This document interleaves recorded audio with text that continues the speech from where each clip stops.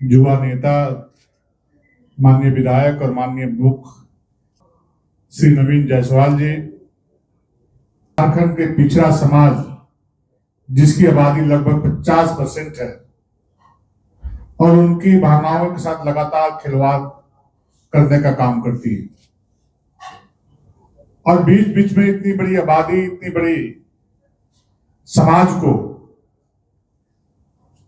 उनको समाज को हमेशा अपमानित करने में कोई कसर नहीं छोड़ती है। राज्य की सामाजिक स्थिति को देखते हुए जन भावनाओं के अनुरूप यह सरकार निर्णय नहीं ले रही है। इससे स्पष्ट है कि सरकार, हेमंत जी की सरकार, नीति और नियत में अंतर है। इनकी कथनी और करनी में साफ साफ झूठ और धोखा दिखाई पड़ता है। आपको याद होगा कि जब विधानसभा का चुनाव हो रहा था तो कांग्रेस पार्टी, झारखंड मुक्ति मोर्चा और आरजेडी के लोगों ने घोषणा पत्र में कहा था कि हमारी सरकार जब इस राज्य में बनेगी तो हम पिछड़ों को 27% आरक्षण देने का काम करेंगे। मन से, सभाओं के माध्यम से इतनी बड़ी आबादी को प्रलोभन दे करके, धोखा दे करके उनसे वोट बटोरने का काम किया। और जब इनकी सरकार इस राज्य में बनी तो आपने देखा कि परसों, आज से 2 दिन पहले जब कैबिनेट की बैठक हुई तो कैबिनेट की बैठक में उन्होंने निर्णय लिया कि हम पिछड़ों को 14% आरक्षण देने का काम करेंगे। और इस प्रकार से पिछड़ा समाज को एक बार फिर से अपने स्वभाव के अनुरूप झारखंड मुक्ति मोर्चा, जो कांग्रेस के समर्थन से इस राज्य में सरकार चल रही है, इतनी बड़ी आबादी को फिर से एक बार अपमानित करने का काम किया है, उनको चिढ़ाने का काम किया है। अभी ट्रिपल टेस्ट का कोरम 14 अक्टूबर को पूरा हुआ। अगर यदि उच्च न्यायालय का ये निर्णय नहीं होता तो मुझे लगता है कि ट्रिपल टेस्ट भी इस राज्य में यह सरकार कराने का काम नहीं करती।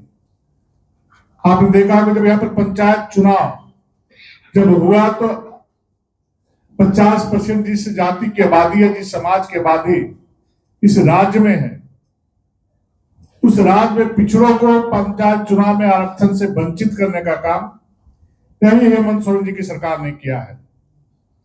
और फिर जब नगर निकाय का चुनाव पहले होना था, लेकिन इनके रवैये से अभी तक पंचायत नगर निगम का चुनाव नहीं हो पाया, ये इनके कुशासन को दर्शाता है। और बार बार कोर्ट के निर्देश के बावजूद नगर निगम का चुनाव नहीं करा रहे थे।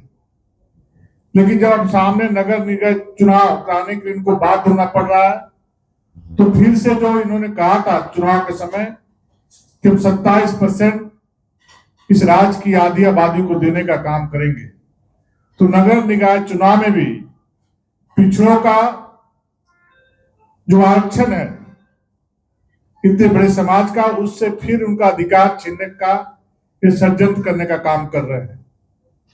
आज इस प्रेस वार्ता के माध्यम से हम इस सरकार की घोर निंदा करते हैं, क्योंकि ये झूठ बोलने में, धोखा देने में, लोगों को ठगने में इन दलों को पीएचडी हासिल है, इनको महारत हासिल है। आपने देखा होगा कि पिछड़ा समाज को केंद्र सरकार के द्वारा जो संवैधानिक अधिकार देने की बात थी, और कांग्रेस बरसों से इस राज्य में शासन करने का काम कर रहा था, और बार बार जब चुनाव आता था तो यही लोग बोलते थे कि इस बार सरकार बनी तो हम पिछड़ों को संवैधानिक अधिकार देने का काम करेंगे। लेकिन इन लोगों ने कभी पिछड़ा समाज को उनके साथ न्याय करने का काम नहीं किया। और जब इस देश में एक गरीब माँ का बेटा, एक गरीब बाप का बेटा, भारत माँ का लाल, देश के यशस्वी प्रधानमंत्री, जब प्रधानमंत्री 2014 में प्रधान सेवक के रूप में जब शपथ लिया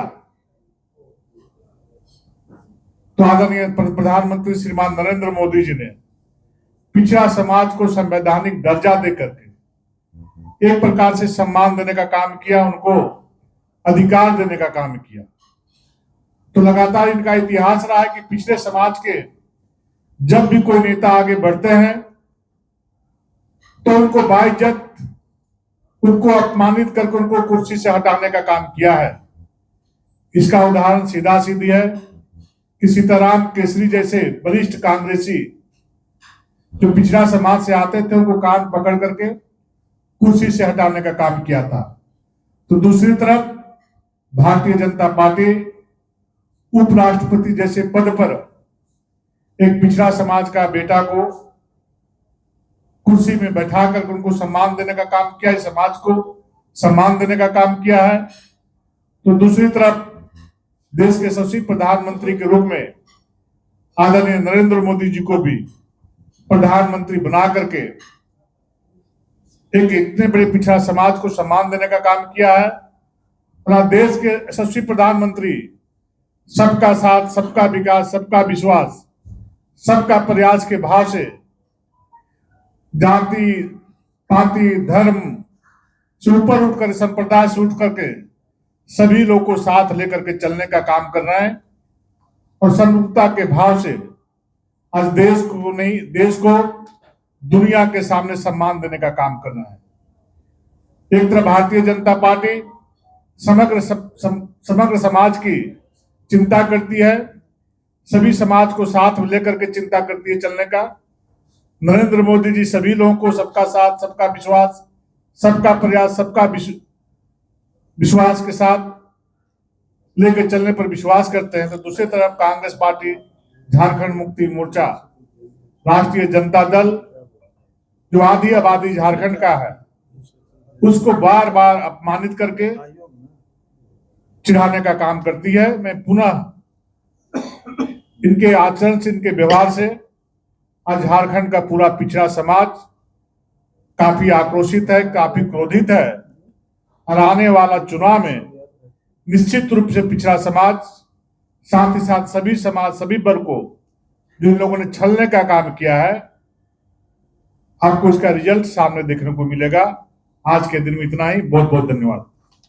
आप कहना क्या चाहते हैं? आदिवासी आज सिर्फ पिछड़ा समाज को जो इन लोगों ने कहा था चुनाव के समय में कि हम 27% आरक्षण देने का काम करेंगे और परसों कैबिनेट में उन्होंने 14% आरक्षण देने का कैबिनेट में निर्णय लिया है और नगर निकाय चुनाव में भी 14% आरक्षण देने का जो इन लोगों ने बात कहा है, इसकी हम घोर निंदा करते हैं और पिछड़ा समाज में काफी आक्रोश है।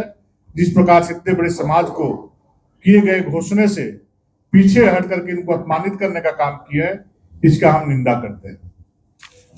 एक बार मैं आप लोगों को 27% पिछड़ों को आरक्षण देने का काम करेंगे, प्रमाण के साथ आप लोगों के सामने आज प्रेस में हम लोगों ने बैठने का काम किया है।